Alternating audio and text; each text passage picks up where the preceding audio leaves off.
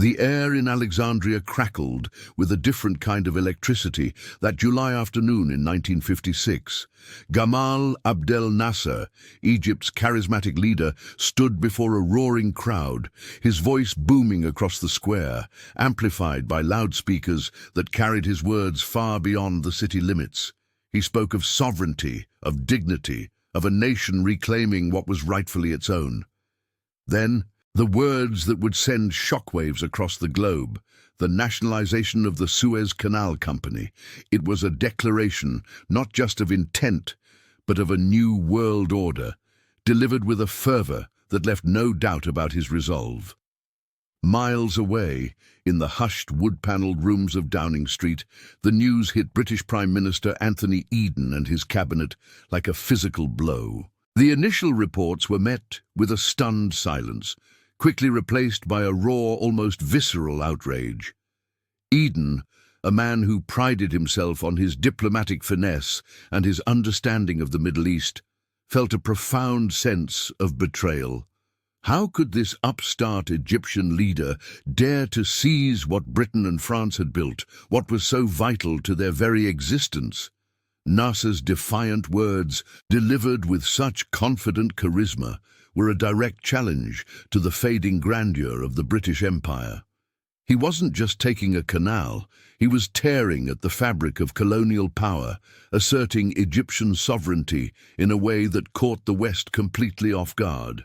Yet amidst the initial fury, a strategic, almost chilling calm settled over the British government, especially Eden. Observers might have expected a public outburst, a diplomatic tirade. Instead, there was a quiet intensity, a rapid shift from shock to covert planning. The speed of their reaction surprised even those within the inner circle. Discussions began, veiled at first, then increasingly direct, about a military solution. France, still smarting from its own colonial setbacks and sharing Britain's economic ties to the canal, quickly joined the clandestine talks. There were whispers of coordinated action, of reasserting control by force. No one spoke yet of the full scale of the geopolitical upheaval this would trigger, or the devastating impact it would have on Britain's global standing. But the foundations for a massive confrontation were being laid, brick by invisible brick, in the shadows of diplomatic protocol. The sun was setting on an empire, even if its leaders refused to see the twilight. This audacious act by Nasser was more than just an economic move. It was a symbolic severing of the chains of colonial dependence, a loud declaration that the old ways were fading. The world was changing, and Britain, in its imperial pride, was struggling to keep pace. The realization that their influence was no longer absolute was a bitter pill. The meeting concluded with Eden, his face set in a grim line, addressing his closest advisers. His voice, though low, carried an undeniable weight. "This cannot stand," he stated, his gaze sweeping across the room. "We must act decisively and discreetly." The ambiguous nature of his words hung in the air, leaving everyone to wonder about the precise nature and scale of this decisive and discreet action. The world unknowingly was on the brink of a monumental shift. Before we continue, subscribe to the channel and tell us where you're watching from in the comments. Before Nasser's dramatic announcement, the world had long known a different order, one where the British Empire cast a colossal shadow across the globe. For decades, from the early 20th century onwards, Britain's dominance was not just a political reality, but a deeply ingrained cultural mindset. British administrators, soldiers, and merchants lived in places like Egypt, carrying with them an unwavering belief in their imperial superiority. Their daily routines, whether in Cairo clubs or on dusty desert outposts, were structured around this conviction. They maintained a polite distance from the local population, often seeing themselves as benevolent guardians of a less developed world. Back home, stories of the empire filled newspapers and school books, reinforcing the idea that Britain had a natural right, even a duty, to govern vast swathes of the planet. For these British subjects, the Suez Canal wasn't just a waterway. It was the jugular vein of their global power. Its construction, a monumental feat of engineering in the mid-19th century, had dramatically shortened the sea route between Europe and Asia, making trade faster and military deployments more efficient. For Britain, with its vast holdings in India and across the Far East, the canal was indispensable. It was an economic lifeline, ensuring a steady flow of goods and resources, and a strategic asset, allowing the swift movement of naval vessels to protect their interests.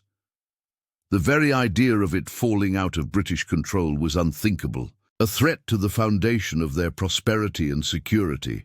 But beneath the seemingly calm surface of British colonial administration, a powerful counter-narrative was brewing. In Egypt, a burgeoning nationalist sentiment grew with each passing year. Egyptians, proud of their ancient history and increasingly educated, chafed under foreign rule. The cultural shifts within Egyptian society were undeniable.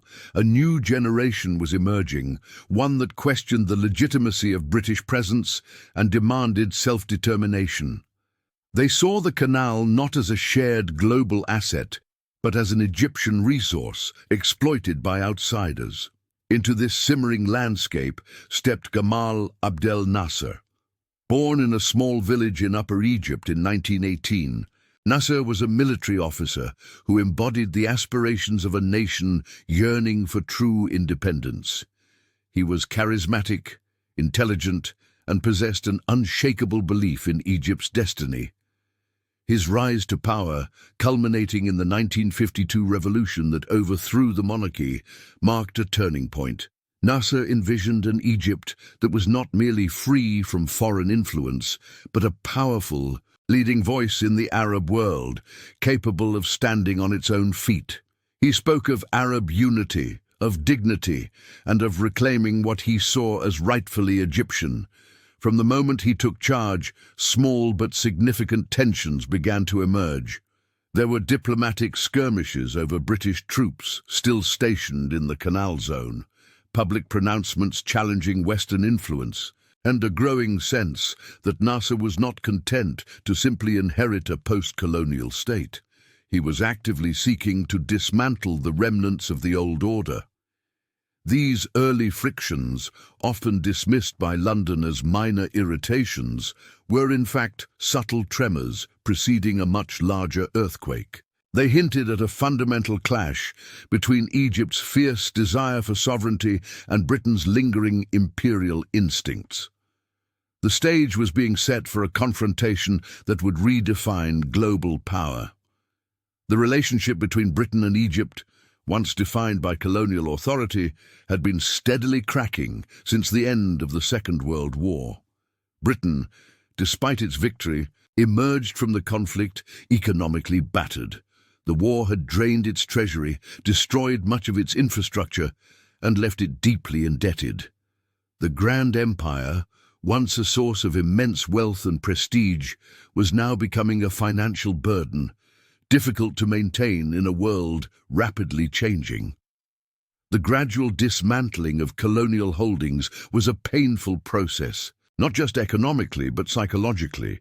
The idea of global preeminence was slowly fading, leaving a void that many in Britain struggled to accept. This decline manifested in perceived arrogance and diplomatic missteps in their dealings with Egypt. In 1954, for instance, Britain signed a treaty agreeing to evacuate its troops from the Suez Canal base. On the surface, this looked like a major concession, a step towards recognizing Egyptian sovereignty.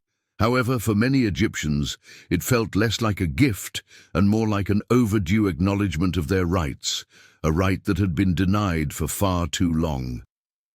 The withdrawal was slow, marked by lingering British presence and a sense that they were still dictating terms in their former protectorate. This created a feeling of being patronized, fueling resentment rather than gratitude. Britain's focus, understandably, was on its own internal reconstruction. The urgent needs of rebuilding at home, coupled with shifting geopolitical priorities in the nascent Cold War, meant that Egyptian concerns often took a back seat. This led to a sense of neglect and disregard. Promises made during wartime, or understandings reached in earlier diplomatic talks, seemed to fade from British memory as their attention turned elsewhere. This perceived neglect, whether intentional or not, fostered a growing sense of betrayal among Egyptian leaders and the public alike. It was a clear message that Egypt's interests were secondary to Britain's own. Adding another layer of complexity was the evolving relationship between Britain and the United States. America, emerging as a new global superpower, held a strong anti-colonial stance. This created a divergence between British imperial ambitions and American foreign policy, further isolating Britain on the international stage. The US was often critical of Britain's lingering colonial attitudes, putting pressure on London to decolonize faster. This meant that when Britain looked for support for its actions in Egypt, it often found a lukewarm response or even outright disapproval from its most important ally. It was a complex international dynamic that left Britain feeling increasingly alone in its efforts to maintain its old world order. Every perceived slight, every act of condescension from Britain inadvertently strengthened Nasser's hand. He masterfully capitalized on these incidents, presenting himself as the unwavering champion of Egyptian dignity against the fading colonial power. Each time Britain dragged its feet on troop withdrawals or made a dismissive statement about Egyptian capabilities, Nasser's popular support surged. He skillfully positioned himself as the only leader willing to stand up to Western imperialism, turning minor diplomatic skirmishes into powerful symbols of national pride and resistance. This escalating nationalism was not just a domestic phenomenon. It resonated across the Arab world, positioning Nasser as a regional leader. The nationalization of the Suez Canal was not, therefore, a sudden, impulsive act. It was the culmination of years of simmering resentment, a build-up of unfulfilled promises, and a fundamental clash of ideologies. On one side stood Britain, clinging to the remnants of its empire and a belief in its inherent right to control vital global arteries. On the other was Egypt, led by Nasser, fiercely determined to assert its full sovereignty and reclaim what it viewed as its own. The crisis was the inevitable outcome of two vastly different perceptions of power, dignity, and national destiny colliding head-on. The stage was now set for the most dramatic act yet. The global reaction to Nasser's announcement was immediate and intense. While Britain and France erupted in condemnation, viewing the nationalization as a blatant act of theft and defiance, the United States adopted a more cautious approach. Washington, under President Eisenhower, understood the colonial undertones of the situation and was wary of alienating newly independent nations. This divergence in Western responses immediately put London and Paris on a difficult diplomatic footing. Anthony Eden, the British Prime Minister, felt a profound sense of betrayal and outrage. To him, Nasser was another Hitler, a dictator who needed to be stopped before he threatened global stability. The Suez Canal was not just a waterway, it was a symbol of British power and a crucial artery for oil supplies. Losing control was unthinkable. Behind closed doors, a desperate plan began to take shape. Secret negotiations commenced between Britain, France, and Israel. These covert meetings, culminating in the infamous Sèvres Protocol in October 1956, laid out a cynical and dangerous military strategy. The plan was simple. Israel would invade the Sinai Peninsula, pushing towards the canal. This would provide Britain and France with a pretext to intervene, ostensibly to protect the canal from the fighting, but in reality to seize it back and overthrow Nasser. The secrecy was paramount. Any leak would expose the colonial-era machinations and provoke international outrage. The air in these clandestine rooms was thick with cigar smoke and the weight of imperial ambition. Eden was under immense pressure. Domestically, the Conservative Party was baying for action, unwilling to see British prestige diminished. The opposition Labour Party, while initially divided, grew increasingly sceptical of military intervention. Internationally, the pressure was equally intense. The United States urged restraint, while many Commonwealth nations expressed concern. Eden, a man who had built his career on diplomacy, now found himself cornered, convinced that only a show of force would restore Britain's standing. He saw Nasser's move as a direct challenge to the post-war order and a personal affront. His health, already fragile, began to buckle under the strain. Public opinion in Britain was sharply divided. Newspapers screamed headlines of Nasser's theft and called for decisive action, tapping into a lingering sense of imperial pride. Many Britons still believed in their country's right to global leadership and felt a strong sense of ownership over the canal. Others, however, feared the consequences of war, remembering the horrors of the recent global conflicts.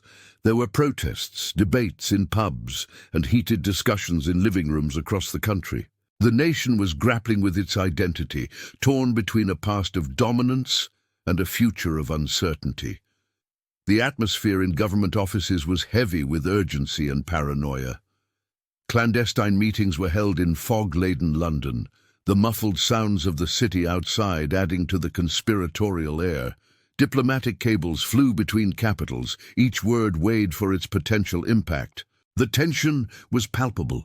Every decision felt like it was made on a knife edge, with the fate of Britain's remaining global influence hanging in the balance. The hushed conversations, the constant updates, the guarded expressions of ministers and advisers, all reflected the gravity of the situation and the psychological burden on everyone involved. The ticking clock of global diplomacy was relentless. Britain found itself increasingly isolated on the international stage.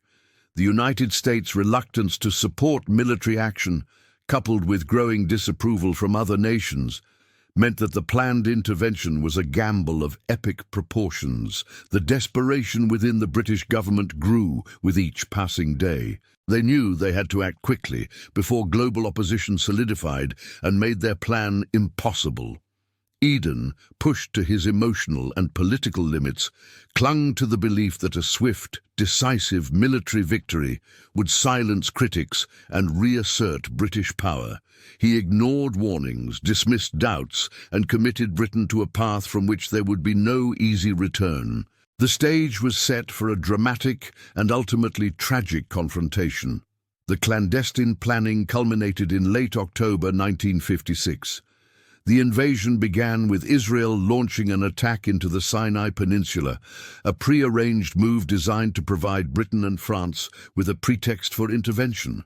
They issued an ultimatum to both Egypt and Israel, demanding a withdrawal from the Canal Zone and offering to send their own forces to protect the waterway. Nasser predictably rejected the ultimatum. This rejection provided the flimsy justification Eden and his French counterparts needed. British and French air forces began bombing Egyptian airfields and targets, followed by paratrooper drops and an amphibious landing in Port Said and Port Fouad. The military operation initially seemed to be going according to plan. Egyptian forces, though fighting bravely, were outmatched by the combined might of the invaders. But what looked like a military success was, in reality, a political and economic disaster waiting to happen. The global outcry was immediate and fierce. The United States, far from supporting its traditional allies, condemned the invasion unequivocally. President Eisenhower was furious, seeing the Anglo-French-Israeli action as a blatant return to colonialism and a dangerous destabilization of the Middle East during the Cold War. He refused to back the invasion and, crucially, began to exert immense financial pressure. At the United Nations, both the US and the Soviet Union, surprisingly in agreement on this issue, demanded an immediate ceasefire and withdrawal. The world watched in disbelief as Britain, a nation that had so recently stood against fascism, now appeared to be acting as an aggressor, defying international law and alienating its closest allies. This was the crucial moment, the point of no return, where Britain realized its imperial ambitions were no longer supported by anyone who mattered. The financial crisis hit Britain like a tidal wave. The United States, through the International Monetary Fund, threatened to withdraw crucial financial support. The British pound, already under strain from post-war recovery efforts, began to plummet. Reserves dwindled rapidly. Without American backing, Britain faced economic ruin. The threat of a complete collapse of the British economy was not an abstract concept. It was a terrifying reality that stared Eden and his cabinet in the face. This was the stark truth. Military might meant nothing if your economy was on the brink of collapse, and the US held all the cards. Anthony Eden's moment of realization must have been agonizing. The military victory, such as it was proving to be a catastrophic political and economic failure. He convened a tense cabinet meeting where the financial and diplomatic fallout was starkly laid bare. The reports coming in were grim. The pound was in freefall, international condemnation was universal, and the Americans were unyielding.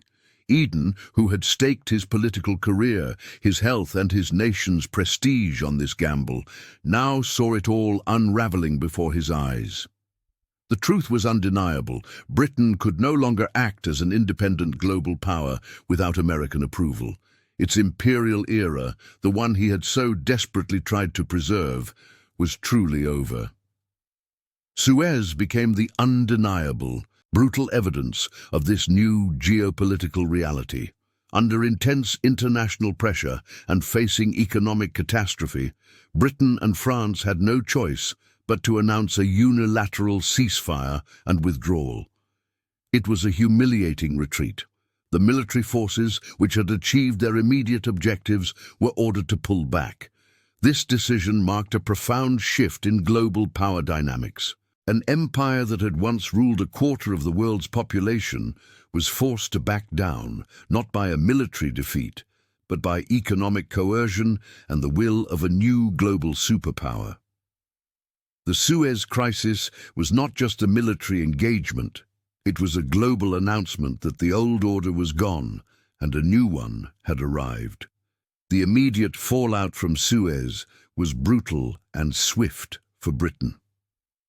Anthony Eden, his health shattered by stress and a botched medical procedure, resigned in January 1957. The political turmoil was immense. A deep national introspection began. Britain had to confront the harsh reality that its self-image as a major global player was severely out of sync with its actual power.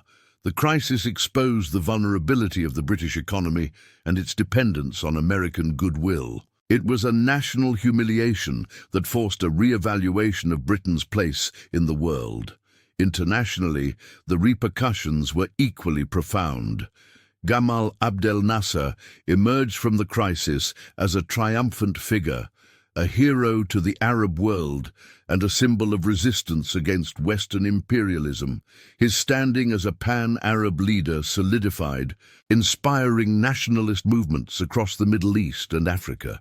The crisis accelerated the process of decolonization, as former colonies saw that even powerful European nations could be forced to retreat. The definitive shift of global power from Europe to the United States and the Soviet Union was now undeniable. The bipolar world of the Cold War was firmly established, with Washington and Moscow calling the shots, not London and Paris. The special relationship with the United States, though strained, endured, but it was fundamentally altered. Britain was now clearly the junior partner, dependent on American support. This realization pushed Britain towards a new foreign policy direction: European integration. The Suez disaster made it clear that Britain could not stand alone as a global power.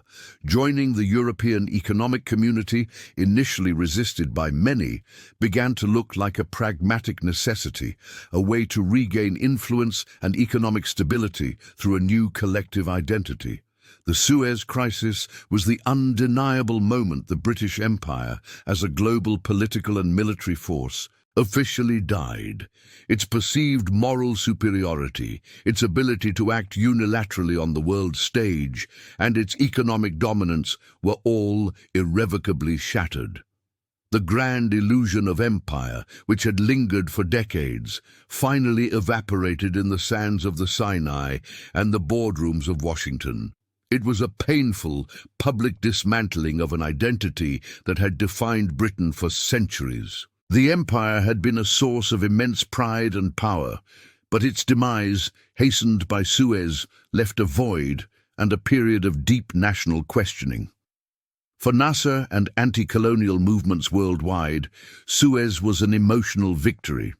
It validated their struggles, proving that determination and unity could challenge even the mightiest former colonial powers. The image of a small, newly independent nation successfully defying two European giants resonated deeply, fueling aspirations for self-determination across continents. It was a beacon of hope for those still under colonial rule, a clear sign that the tide of history was turning. The legacy of empire, the pain of losing global dominance, and the difficult process of adjusting to a new world order left an indelible mark on Britain. The Suez Crisis forever altered Britain's identity, its place in the world, and continues to influence its foreign policy and national self-perception to this day. It was a harsh lesson in humility, a forced reckoning with a changed world. The sun had indeed set on an empire, and the twilight, though painful, eventually gave way to a new dawn, one where Britain had to forge a different path, no longer as a ruler of vast domains, but as a nation among equals, grappling with the ghosts of its imperial past. The echoes of Suez serve as a constant reminder of the fragility of power and the relentless march of history.